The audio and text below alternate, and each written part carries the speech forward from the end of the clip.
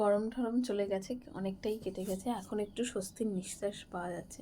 তাহলে চলুন ভিডিওটা শুরু করা যাক। নমস্কার, আমি সুপ্রিয়া, আপনাদের সকলকে স্বাগত জানিয়ে আমি আমার ভিডিওটা শুরু করছি। আমাদের নতুন চ্যানেলে সবাইকে স্বাগত। চলুন তাহলে যাওয়া যাক।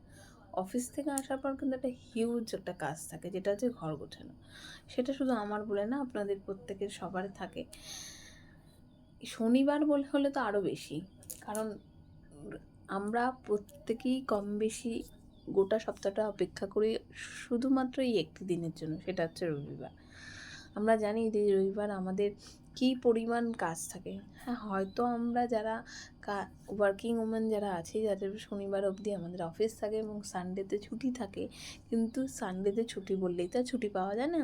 এই যে কাজগুলো বলুন, এগুলো কে করবে? এগুলো তো আমাদেরকেই করতে হবে।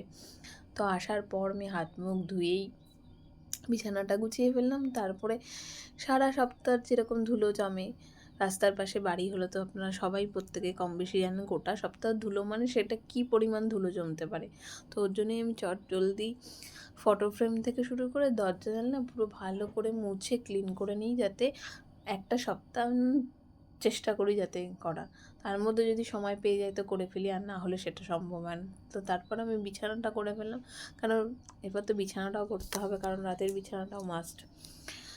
এগুলো করার পর ঘরটা ঝাড় দিয়ে ফেললাম। ঝাড় দিয়ে তারপরে এই যে শোকেস এরিয়াটা থাকে, এটা কিন্তু খুব মেসি হয়ে থাকে, কারণ কিছু কিছু দিন তো সময়ই থাকে না যে করে উঠবো কিনা।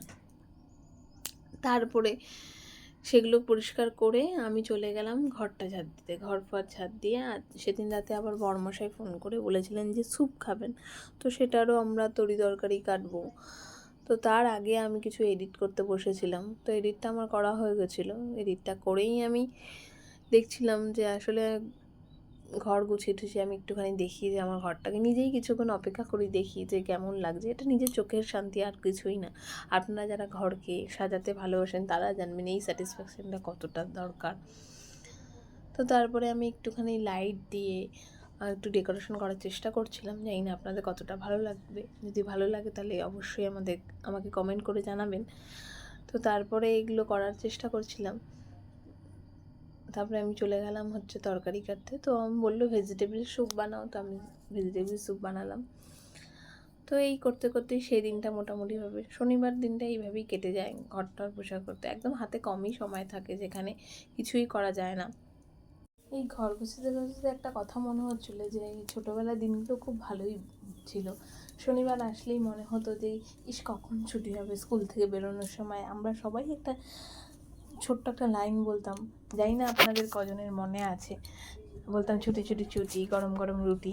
তো এই লাইনগুলো সব বলতাম সব বন্ধু বান্ধবীরা মিলে। সেটাই আজ মনে পড়ছিল, অনেক দিন পর ছোটোবেলার স্মৃতিচারণ করলাম। তারপর আমি কাজবাজ শেষ করে ফেললাম, রাতের ডিনারও তৈরি হয়ে গেল। তারপর দুজনে ডিনারটা করে নিলাম।